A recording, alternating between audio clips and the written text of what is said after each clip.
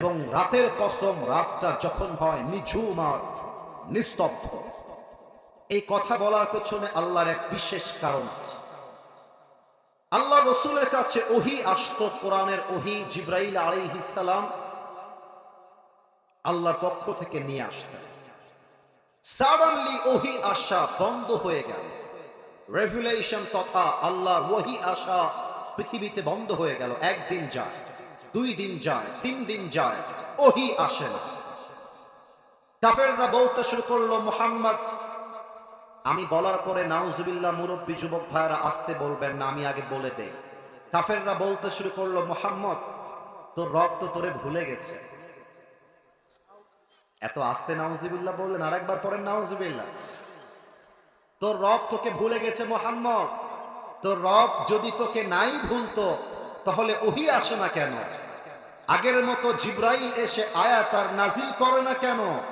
নতুন কোন বিধান আসে না কেন?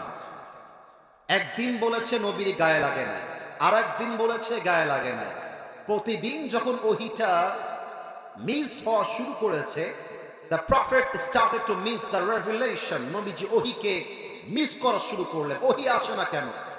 নবীজি চিন্তায় পড়ে গেলেন, আল্লাহ কি আমার উপরে নারাজ হয়ে গেল নাকি? আল্লাহ কি আমার কাজে কষ্ট পেয়ে গেল নাকি? আমার উপরে ওহী নাজিল হয় না কেন? ইভেন কাফেররা বলতে শুরু করলো, মুহাম্মদ, তোর রবও ভুয়া, তুইও ভুয়া। বলেন সবাই নাউজুবিল্লাহ। নবীজি একদিন ঝাপটি মেরে চুপচাপ বসে আছেন। আমার 2 হাতটা একটু খেয়াল করেন। 2টা হাত নবীজি এভাবে বেঁধে দিয়ে মাথাটা, the head was down, মাথাটা নিচের দিকে দিয়ে নবীজি ভাবতেছেন, আহা, have I made any mistake? আমি কোনো ভুল করলাম নাকি? ওহী আসে না কেন? আয়াত নাযিল হয় না কেন? আমি কি ভুল করলাম নাকি? আমি কি আসলে কোনো অন্যায় করলাম নাকি? আল্লাহ কি আমাকে ভুলে গেল নাকি? আল্লাহ সঙ্গে সঙ্গে আয়াত নাযিল করলেন, ওয়াদ-দুহা ওয়াল-লাইলি ইযা সাজা। ইসরে, কি সুন্দর তার ব্যাখ্যা। আমি যখন তাফসীর গুলো পড়ি, আমার কলিজাটা, আত্মাটা জুড়ায় যায় যে আল্লাহর কথা, তার ধাঁচ, তার ফ্লো, তার বলার যে মহিমা, যে ধরন, যে স্টাইল, যে quality, what an amazing quality.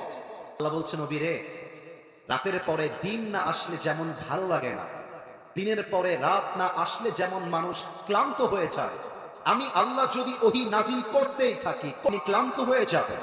ওহী যে বন্ধ করে দিয়েছি, এর মানে এটা নয় যে আমি আল্লাহ আপনাকে ভুলে গিয়েছি, বরং ওহীটা বন্ধ করেছি কারণ আমি চাই আমার পেয়ারা হাবিব একটু শান্তির ঘুম ঘুমায় নিক। সুবহানাল্লাহ পড়বেন না? আমি আপনারা সবাই